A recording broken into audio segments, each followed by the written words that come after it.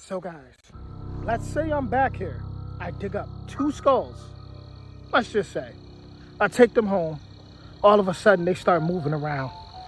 Stuff starts flying around, all type of paranormal stuff starts happening. A half dog, half goat comes in my house. I know this sounds crazy, but guess what? That happened in England. Let's get to it.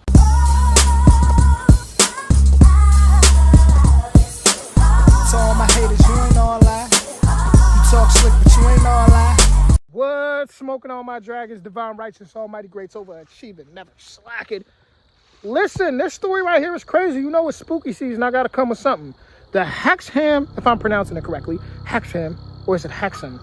But the Hexham Heads were a pair of small stone heads found in 1971 in the English town of Hexham. The heads became associated with alleged paranormal phenomena, and their exact origin is a point of controversy, their exact origin. The heads were originally dug up by 2 boys, Colin and Leslie Robson, who found them in a garden in 1971.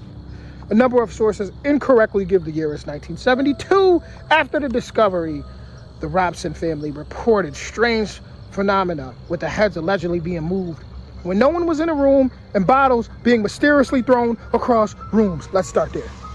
First off, you don't bring stuff home randomly, guys. Like, I'm serious. Like, one time I got this one statue, and it was this Indian. It was like old. I got it at a what was it, like a? Was it? It's not like one of them old thrift kind of stores, but it was old. It was used, and I'm like, oh, this is nice. I got it. I took it home. Long story short, a bunch of bad luck just kind of started happening. And my people were like, listen, get rid of that thing. Something about that is just something, man, I don't know. Even the way it's looking. I got rid of it not too long ago. I mean, not too long after that. This was probably about 6-7 years ago, but not too long after that. It just kind of felt like a release, right? Now, when we just take stuff and we bring it into our home, we have to realize we're taking that energy too. We're bringing that energy with us. This is why when you look at natives, they would do things like cleanse things. Like, you have Palo Santo, you have sage, you have different things that are known to clean or cleanse energy. So let's just start there. For all you young boys out there who may come across this video, if you out here, if you out somewhere and in the woods and you like to hike, you like to do things, if you find something strange, if anything, try to like call the museum or something, or call some type of, if it's like really strange, or if it's a skull, do not touch it, okay? I know a lot of y'all are like super logical, but yes, things like voodoo are very real. Magic is very real, right? The Druids were very real. I'm serious. Things, unexplainable things happen every day. So let me just make sure I give that message out. So the Dodd family next door also reported phenomena where one boy's hair pulled in the night and his mother Nellie seeing a half man, half goat figure leaving the house shortly afterwards. Okay. That's where most people would be like, I'm done. There's no way that actually happened. Yeah, that's where most people would say that. But even not too far from where I'm at now. Where I'm at now was the Lenape Indians. This was their stomping grounds. And there's been a time where I have, at nighttime by the river, heard some very strange things. Facts. And there was one time where I did see like a big footprint. Very, very large footprint that did not look, it looked human, but just like a giant. And it went into the river. It was probably like 1 or 2 steps. I got the pictures. It went into the river. Do I have the pictures? I gotta check my phone. But it went once like it was going towards the river and it just stopped. Like it was like 1 or 2 footprints. And I'm like, when I see things that seem like unreal, I brush it off. Like at first I might have a little shock, but I'll brush it off because I'm like, no one's gonna believe me anyway. And do I really want to post something like this? Like, I'm the type of person right now, if I seen a UFO in the sky, I'm going to kind of keep that to myself. I wouldn't even, I'm like, oh, I might even, record some, but then edit out the video later. But I'm not the type that would want to put it out there because I know how people are, right? And I don't want to, I don't even want that type of attention. But then not too long after, I seen a van in Pennsylvania, and it was a van about like Bigfoot hunters. And then when I looked them up, and I seen the pictures that they found, and I'm like, and I started to compare it to the picture that I took of that footprint. And I'm like, that looks the same. I'm gonna leave that there.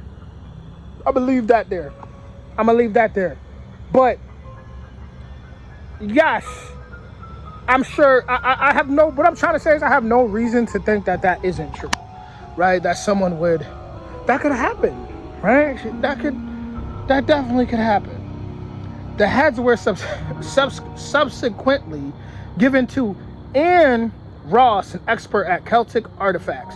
The human head, according to Ross, was venerated as a symbol of divinity and the powers of the other world, the very seat of the soul in ancient Celtic religion. And other Celtic head figurines have also been found often near water, which also held significance in Celtic animism.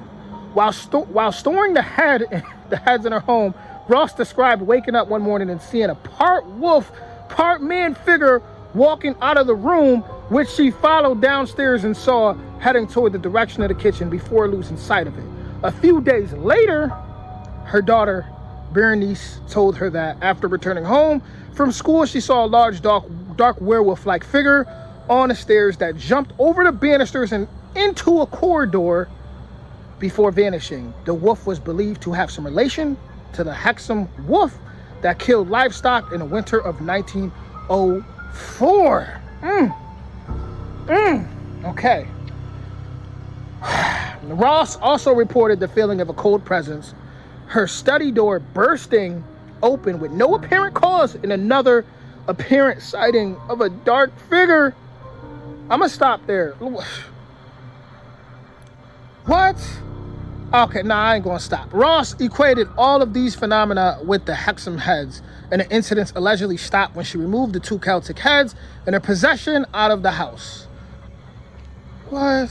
Okay, all right, okay. That, once again, it's getting dark. Once again, guys, I'm dark-skinned, so, I gotta, once it get dark, I gotta get moving, Y'all not gonna be able to see me on the camera. But, no, all jokes aside, guys, like, be careful, because you don't know, like, especially when you start dealing with ancient stuff, you just don't know what's true and what's false, and you don't want to be the poor individual to find out, because you wanted to take some stones home. Once some weird stuff starts happening, you messed up, right? Not only would I have got rid of the stones or had them removed, but I also would have had a serious cleansing throughout that household. Serious cleansing, but whatever that werewolf dog-like figure, clearly it's some type of, it's being summoned by those things, right? It's being summoned. So it's almost like, what it reminds me of? Have you ever seen a horror movie, The Leprechaun? And the leprechaun would come and he would unalive anybody that took his gold. I want me gold. So it kind of reminds me of that. Like, it once you tap into certain things intentionally or unintentionally, it could be the worst thing that ever happened to you or the best. In that case, both, because for the people that seen that, I'm pretty sure they became famous out there, clearly. So I can only imagine how many people wanted to hear their stories.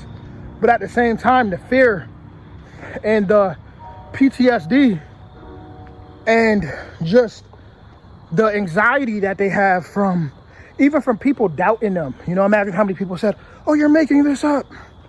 So the message in this spooky season, especially season of the witch, seriously, don't just be taking random stuff home, right? I'm even at the point where if I could be at the beach, I don't even like to take seashells home no more. Just because I feel like I don't like to take from nature like that. I like to give more than I take. You know, if anything, it's got to be some type of even exchange. I got to pour some water by a tree if I'm going to take an acorn, you know? Like, I don't like to just take. I feel like as humans, that's our problem. We like to take too much. Oh, this will look nice in my house. Let me grab that. Chill, guys, chill. But with that being said, I'll be back with more soon. Y'all be safe out there. Much love.